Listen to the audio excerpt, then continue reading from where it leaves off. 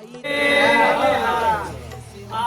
आम्ही कोसियारा आणि राजपूर या जिल्ह्यामध्ये मध्य प्रदेशमध्ये आज प्रवास केलेला आहे आणि या ठिकाणी आम्ही दुपारच्या जेवणासाठी थांबलेलो आहे दादांकडं. खरं तर आपण मागच्या व्हिडिओ मध्ये बघितलं की ओंकारेश्वर ते गोरी कॉलनी पर्यंत आपण चिंतन केलं होतं आणि गोरी कॉलनी पासून आज अलीराजपूर म्हणजे मध्य प्रदेश पर्यंत आम्ही गुजरातचा सर्व प्रवास करून इथपर्यंत आलेलो आहे. गुजरात मध्ये आम्ही गौरी कॉलनी वगैरे सर्व करत करत अंकलेश्वर विमलेश्वर आणि तिथून नावेमध्ये प्रवेश करू. खरं तर भरती ओटी यावरती नावेचा प्रवास अवलंबून आहे.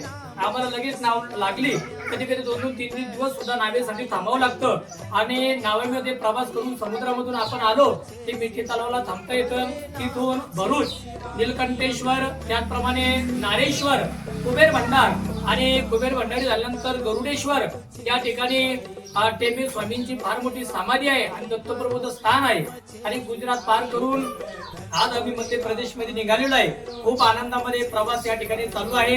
सर्वच या ठिकाणी खरं तर आपण पाहू लागलो दादा दरवर्षी सर्वांना प्रसाद देतात. आमचे रुस्तुम महाराज तिखे हे रेपाळ जाफराबादची यांची 4थी परिक्रमा आहे. आमचे महेश दादा हे निमगाव संगमनेरचे आहे. आमचे कैलास बाबा पाटील हे मुक्ताईनगर जवळचे आहे आणि बाबाची सुद्धा 4थी परिक्रमा आहे. आमचे शिवाजी दादा सुद्धा निमगाव संगमनेरचे आहे. आमचे ऋषिकेश महाराज दीपक महाराज ऋषिकेश महाराज हमारे महाराज जी राजकोट के, हम सब मिलके मैया की परिक्रमा यहाँ लगा रहे. नर्मदे हर राम कृष्ण.